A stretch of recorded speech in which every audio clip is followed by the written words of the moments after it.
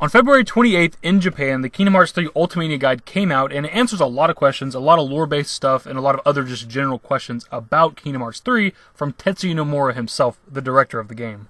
And while the guidebook is only out in Japan, we've obviously had somebody over on Reddit already translate a lot of the stuff. There's a lot of lore-based stuff here. We're not really going to go over that necessarily. I just want to talk about some specific things. Now, there are some good bits of information, like there's going to be another Kingdom Hearts title before Kingdom Hearts 4, which is good if you want more Kingdom Hearts in your life, but if you're looking for a direct sequel, you're going to probably have to wait quite a while. There will be DLC for Kingdom Hearts 3, and there'll be some sort of like compilation, final mix, deluxe version or whatever of Kingdom Hearts 3 once all the DLC is out. And somewhere on this list, there's a long-ass list, so I don't know where it's at, there is confirmed for the DLCs, there's going to be super bosses added to the game. So I guess I haven't completed Kingdom Hearts 3, so maybe Kingdom Hearts 3 doesn't have super bosses? I don't know. Really quickly looking into it, there actually is a super boss in Kingdom Hearts 3 called Dark Inferno. You're looking at him on screen. I was going to say, because I was a little surprised whenever I seen the DLC was going to add super bosses, because I was like, man, super bosses are a big part of Kingdom Hearts, so if this didn't have one, that'd be kind of weird.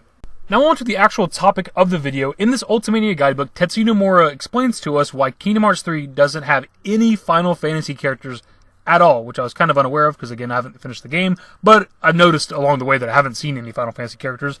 But it's not a really good explanation. It's kind of upsetting. We'll look at it really quickly. He simply says, there wasn't much room for the Final Fantasy characters to appear due to the amount of characters who were already present in Kingdom Hearts 3's main story. That's why they were absent. Initially, they did make a polygon model for Leon. And in case you don't know, Leon is Squall from Final Fantasy VIII. His full name is Squall Leonhardt. In Kingdom Hearts, he goes by Leon. I don't remember the lore reason as to why. I don't even know if it really even matters.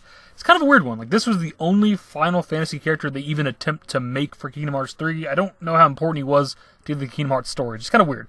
So the reason why there's no Final Fantasy characters in Kingdom Hearts 3 is there just wasn't any room. In the 13 years of making this game, of developing this game, they couldn't find a way to incorporate any Final Fantasy characters at all, because there's just too many other characters in Kingdom Hearts 3's main story. This is literally the appeal of the series. This is the reason anybody bought Kingdom Hearts 1. It's Disney characters, it's Final Fantasy characters, it's a Final Fantasy-esque game. It's action combat. Back then, Final Fantasy was still kind of turn-based a little bit. Final Fantasy-esque game with Disney characters and some Final Fantasy characters as well. Right at the beginning of the first game, the first entry in the series, once you get past the tutorial stuff and you're on Destiny Island, you're introduced to 3 Final Fantasy characters, Wakka, Tidus, and Selphie. This is, again, a huge appeal of the series. It's kind of crazy to me that they just couldn't find a way to put them in the game. Even like smaller stuff, like there's an article that linked me to this stuff that talked about how there's not even a Coliseum in the game, which I did notice as well, because Olympus is the first world whenever you start up the game. I noticed there wasn't a Coliseum there, which I was desperately looking forward to, but if there was a Coliseum, for one that you could add some strong bosses, some super bosses, whatever, but that's where the Final Fantasy characters could be. You fought Leon in Kingdom Hearts 1 in the Coliseum, you fought Cloud, you fought Sephiroth, you also fought Yuffie. There might have been some other Final Fantasy characters you fought in the first Kingdom Hearts game. I'm not entirely sure, but you fought a handful of them in the Coliseum. The Coliseum, that's its own discussion too. Why is there a lack of a Coliseum in this game? Kingdom Hearts 1 and 2 both had a Coliseum. No idea about the branch-off games. I don't know shit about the branch-off games at all.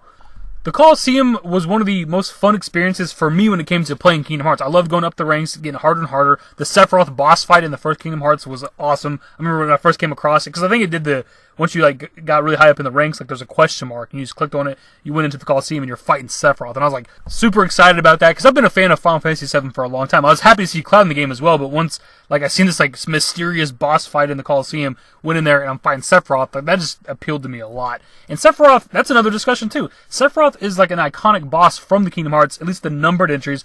Again, no idea with the branch-off game, but you fight Sephiroth in both Kingdom Hearts 1 and 2. And I remember when I was younger playing Kingdom Hearts 1, it took me forever to beat Sephiroth. I never got to actually play Kingdom Hearts 2, but I know he's a boss fight in that game. So for Kingdom Hearts 3 to finally come out after 13 years and there's not a Sephiroth boss fight, it just doesn't make any sense, man.